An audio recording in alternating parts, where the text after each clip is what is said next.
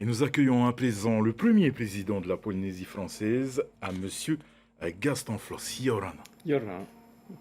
Alors, vous êtes l'un des architectes du statut d'autonomie interne qui a été adopté le 6 septembre 1984. À cette époque, qu'est-ce que ce nouveau statut a apporté concrètement dans le quotidien des gens?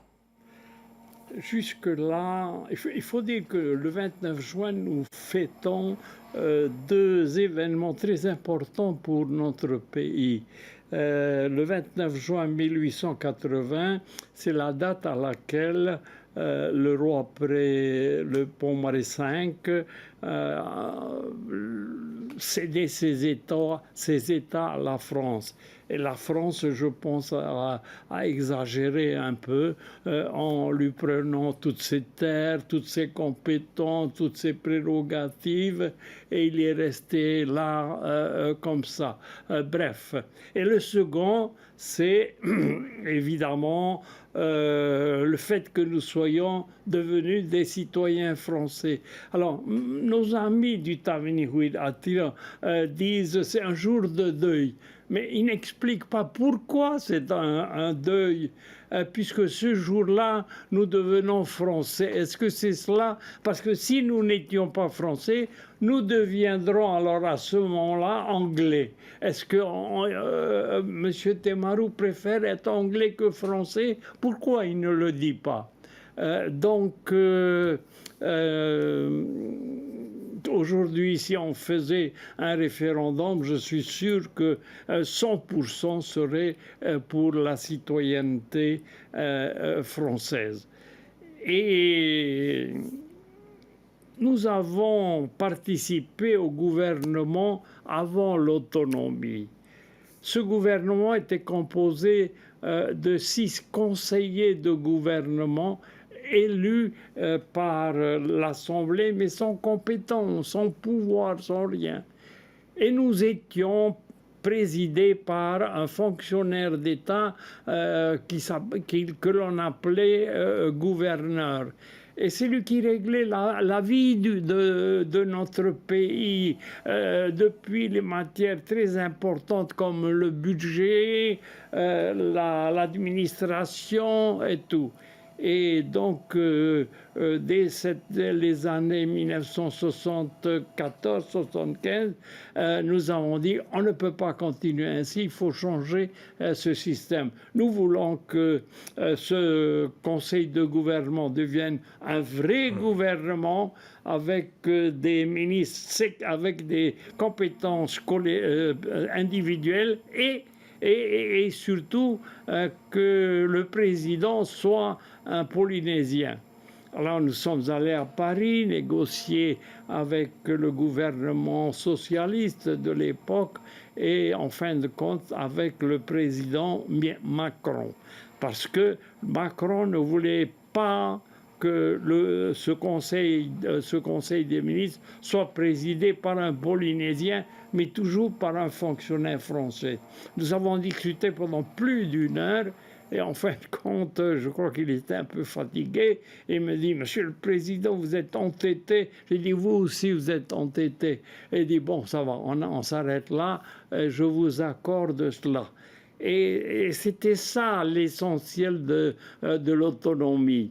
Nous l'avons amélioré 2 fois, 90, 96 et 2004. Et à ce moment-là, en 2004, nous étions arrivés au bout de l'autonomie. La Constitution française était bien précise. Les collectivités d'outre-mer ne pouvaient pas avoir d'autres compétences que celles qui avaient été déjà cédées par l'État. Alors, que faire?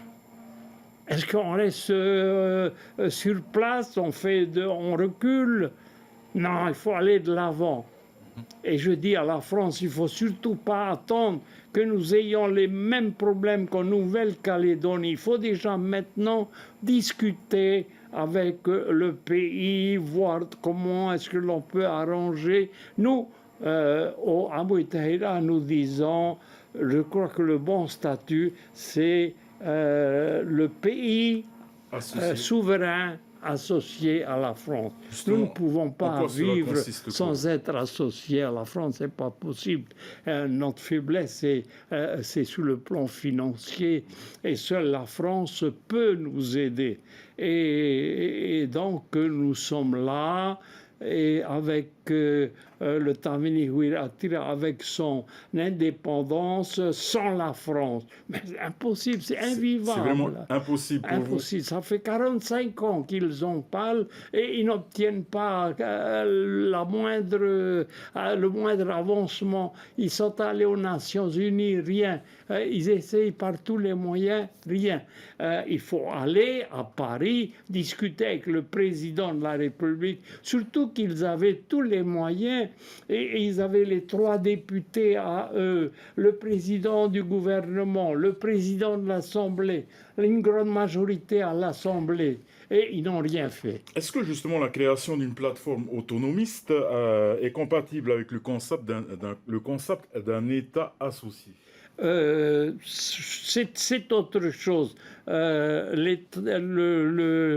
C'est plutôt une alliance entre tous les partis autonomistes pour que nous nous mettions d'accord pour les élections, pour les dossiers les plus importants. Regardez aux dernières élections législatives.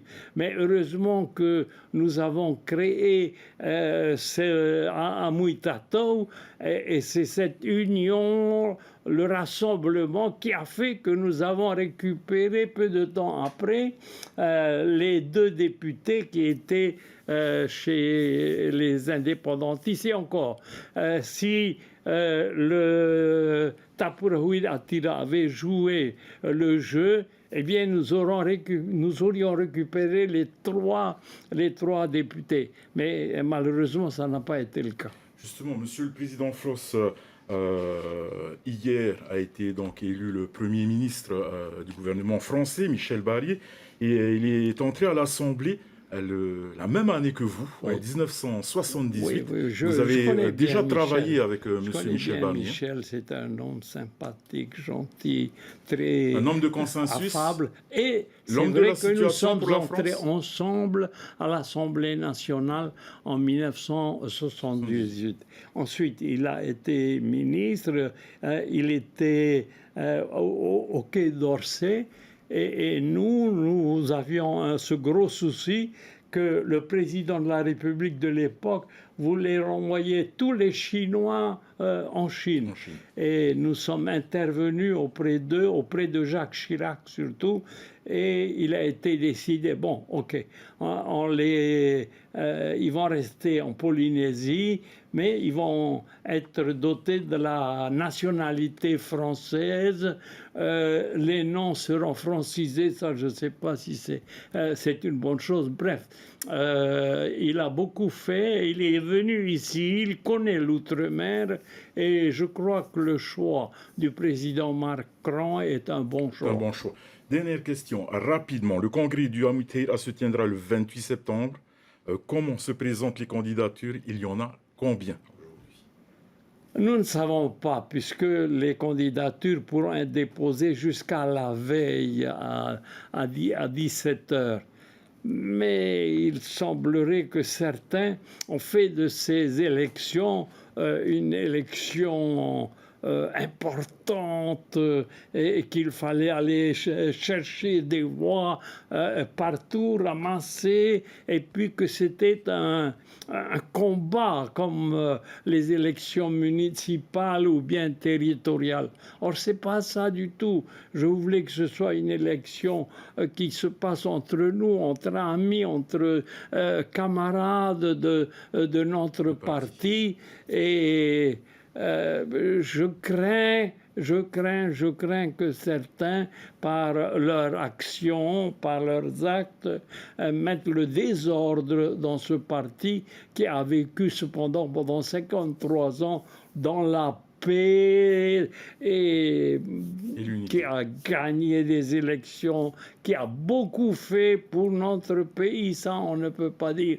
Aucun autre pays a fait autant que le Amiteira, le Tahoeira Huiratira à l'époque. Merci beaucoup.